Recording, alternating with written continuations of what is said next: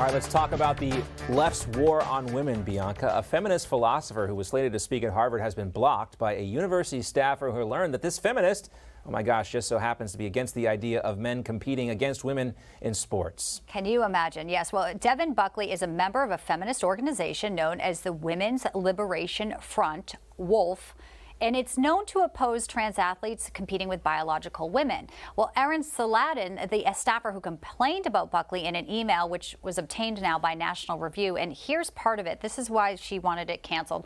On a more difficult note, she says, I just looked up Devin Buckley and I noticed that she's on the board of a trans exclusionary radical feminist organization. I also found at least one piece of her writing online that explicitly denies the possibility of trans identity. I can't ask for funding to invite a speaker who takes the public stance that trans people are dangerous or deceptive, end quote. But Buckley, that invited speaker who was canceled, John, responded denying that her writings had anything ever negative to say about transgenderism. Well, joining us now to discuss this is Bill Donohue. He's the president of the Catholic League. He's also the author of The Truth About Clergy Sexual Abuse. Bill, always great to see you. I never thought we'd be in this position where guys like you and me would be defending feminists, but here we are, Bill. You know what's remarkable about this is that this woman Buckley, her expertise, she's a romanticist, and she was supposed to talk about philosophy. She wasn't going in there talking about the fact that men should compete against men and women should compete against women. Yet she was still denied. That just goes to show you the depth of the intolerance that exists in elite institutions today. It's not even has anything to do with the subject matter, and you still have your speech squashed by these people. Right. You could replace that woman's statement, the staffer, with it. I don't want to. I can't ask for money for someone I don't agree with, or that I actually challenge my own views. I thought that's what college was for. Well, it's supposed to be about the free dissemination of ideas. You're right, John. But you know what's interesting about this too, is that they said that her views about trans are dangerous. Now, in all honesty, I don't know this Ms. Buckley. From the little I know of her, I would doubt very seriously that she considers transgender people to be dangerous. I mean, I've been critical of the way this has been handled in the corporations and in the schools, but I've never said that transgender people are dangerous. Right. No, what is dangerous is the pernicious idea that somehow men should be allowed to compete with women in sports and share the same locker room and shower facilities. That's what's dangerous, not the actual people. It's the ones making the policy.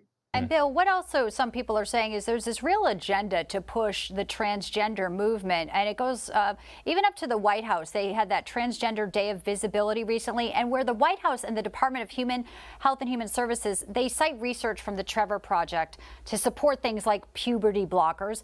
Yet two donors of the Trevor Project make the drugs and the products used in medical gender transition. So how much is Big Pharma also tied to this? Oh, they very much are, and so is Planned Parenthood. And you consider what's going on here. I thought I would never see the day when the National Organization for Women, which was founded in 1966, would actually take the position that we've had enough of women's rights. Ms. Magazine, then you've got people like Billie Jean King and the soccer player. All these people now are lining up against women's rights in behalf of transgender.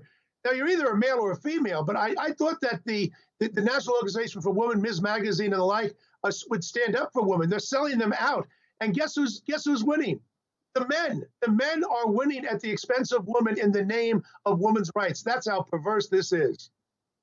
And a lot of people are being silenced. You know, the UPenn families and the people on the team were really threatened and to not speak up about Leah Thomas. So obviously there's a culture there that if you don't agree, you're also not allowed to say you don't agree.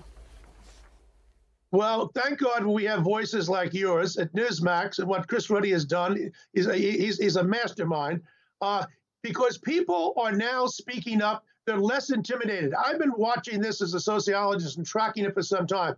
If you had asked me 6 months ago, never mind a year ago, I'd say that our side is losing. It's losing very, very badly. I don't know where the people are. They're all afraid to speak up. But in fact, more and more people are becoming courageous. And that's why we need the voices of people like yourself at Newsmax, because everybody knows in their heart of hearts that a man is a man, a woman is a woman. They're not interchangeable. It's all madness. You're either XX or you're XY. So you know, you'd have to pack the asylums with all these people otherwise if if that's the way we're going to go. But no, Right. more people have to have the courage to say it. Doctors aren't guessing in the delivery room. They usually know what they're talking about. So we're following the science with Bill Donohue. Great to see you, Bill, as always. Thanks so much.